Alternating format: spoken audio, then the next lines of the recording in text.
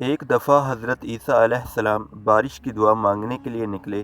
جب آپ علیہ السلام صحرا میں پہنچے تو اعلان فرمایا کہ میرے ساتھ ایسا شخص نہ آئے جس نے کوئی گناہ کیا ہو۔ یہ سن کر سوائے ایک شخص کے سب پلٹ گئے۔ حضرت عیسیٰ علیہ السلام نے اس سے پوچھا، تم نے کوئی گناہ نہیں کیا؟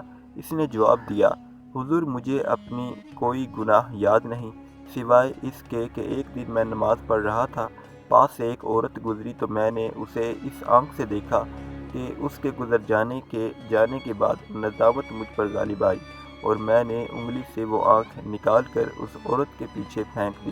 یہ سن کر حضرت عیسیٰ علیہ السلام نے فرمایا، تم اللہ عز و جل سے دعا کرو، میں تمہاری دعا پر آمین کہوں گا۔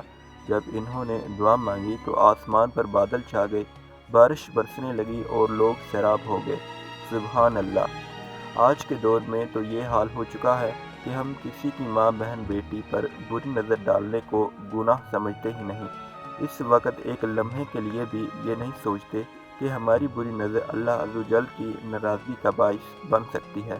کسی کی ماں بہن بیٹی پر بری نظر ڈالنے سے پہلے صرف اتنا سوچ لیا جائے کہ اگر یہی کام کوئی اور ہماری ماں بہن یا بیٹی کے لیے کرے گا تو ہمیں کیسا لگے گا۔